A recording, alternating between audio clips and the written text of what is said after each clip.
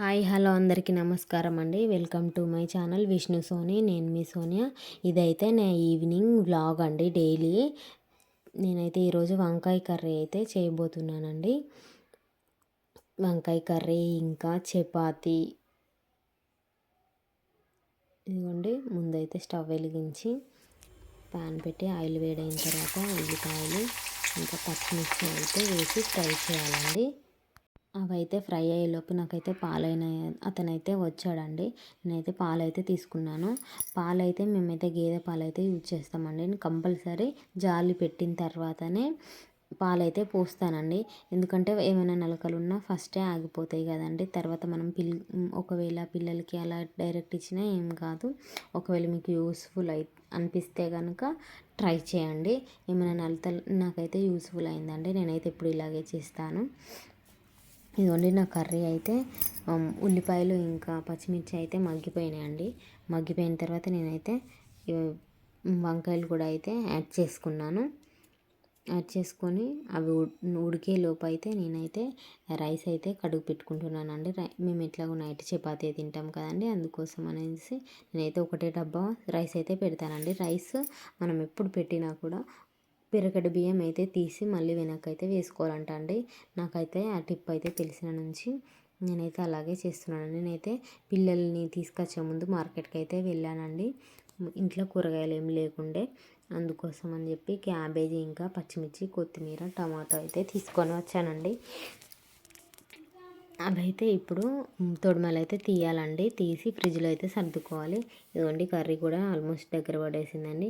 గోధుమ పిండి కూడా పిసికైతే పెట్టుకున్నాను. మనం గోధుమ పిండి ఎప్పుడు పిసికినా కూడా అందులోనైతే ఒక 2 స్పూన్స్ అయితే ఆయిల్ వేసి మనం కలిపి పెట్టుకున్నాం అనుకోండి, ఒక 15 మినిట్స్ రెస్ట్ ఇచ్చామనుకోండి, చపాతీలు అయితే మెత్తగా వస్తాయి. ఇదిగోండి, వంకాయలు అయితే ఉడికిపోయిన తర్వాత టమాటా కూడా యాడ్ చేసి నేనైతే దాని మించి కొంచెం సాల్ట్ వేసి టమాటాలు కూడా ఉడికిపోయిన తర్వాత ఇదిగోండి, నాకైతే వంకాయ కర్రీ అయితే రెడీ అయింది. పైనుంచి కొత్తిమీర వేసుకొని నేనైతే ఈ కర్రీ అయితే పక్కన పెట్టినండి. పక్కన పెట్టిన తర్వాత నేనైతే ఇప్పుడు రైస్ అయితే ముట్టించిన అండి. ఇది అయ్యేలోపు చపాతీ అయ్యేలోపు రైస్ అయితే అవుతుందండి నాకు. ఇదిగోండి, రైస్ అయితే పెట్టిన తర్వాత నేనైతే పచ్చిమిర్చి ఇంకా కొత్తిమీర అదంతా క్లీన్గా సర్దుకోవాలి కదండి. అందుకోసం అని చెప్పి నేనైతే క్లీనింగ్ అయితే కూరగాయలు క్లీనింగ్ అయితే స్టార్ట్ చేసినండి. ఇవన్నిటిని ఇలా తొడిమలు అయితే తీసి పెట్టుకున్నా. ఇగో టమాటాలు పచ్చిమిర్చి ఇట్లయితే తీసి పెట్టుకొని నేనైతే వీటిని అయితే ఫ్రిడ్జ్లో అయితే చదురుకున్నాండి.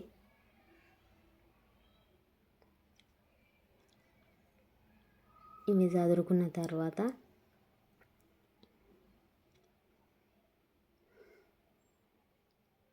చపాతీలు అయితే స్టార్ట్ చేసినండి. నేను మడత చపాతీలే చేస్తానండి. ఎప్పుడైనా ఒక 6 లేకపోతే 8 అయితే చేస్తానండి ఈవినింగ్ టైం అంతే. మేమైతే అవి మనిషికి 2 చపాతీలు అయితే తిని కొంచెం అయితే కర్రీ కొంచెం ఒక 2 ముద్దలు అయితే పెరుగుతోని తింటామండి. మా పిల్లలు కూడా చపాతీ అంటే ఇష్టంగానే తింటారండి. చపాతీలు అయితే ఫస్ట్ అయితే మనం ఎప్పుడు కూడా ఆయిల్ అయితే యాడ్ చేయొద్దండి కాల్చేటప్పుడు అయితే. నేనైతే అట్లనే చేస్తా. మీరు కూడా ఒకసారి ట్రై చేసి చూడండి. టిప్ అయితే మీకైతే వర్క్ అవుతుంది. ఫస్ట్ ఆయిల్ అయితే ఏంటంటే ఉబ్బవండి చపాతీలు అయితే సాఫ్ట్గా అయితే ఉండయి. అందుకోసం అని చెప్పి ఫస్ట్ అయితే ఆయిల్ వేయద్దు. నేనైతే ఒక చపాతీ మీకు క్లియర్గా చూపిస్తా. ఇదిగో చూడండి, ఫస్ట్ అయితే ఉత్త చపాతీ వేసిన తర్వాత ఇక పైనుంచి చూడండి బబుల్స్ అయితే వస్తున్నాయి కదా. ఇట్లా బబుల్స్ వచ్చిన తర్వాత ఇంకో సైడ్కి అయితే తిప్పుకోవాలి. ఇంకో సైడ్కి అయితే తిప్పుకొని ఇక మళ్ళీ ఇట్లా బబుల్స్ వచ్చిన తర్వాత అప్పుడు ఆయిల్ యాడ్ చేసుకోవాలి. ఇదిగోండి, చపాతీ చూడండి ఎంత మెత్తగా, కలర్ కూడా ఇట్లా మంచిగా వస్తుంది. ట్రై చేయండి. Bye bye.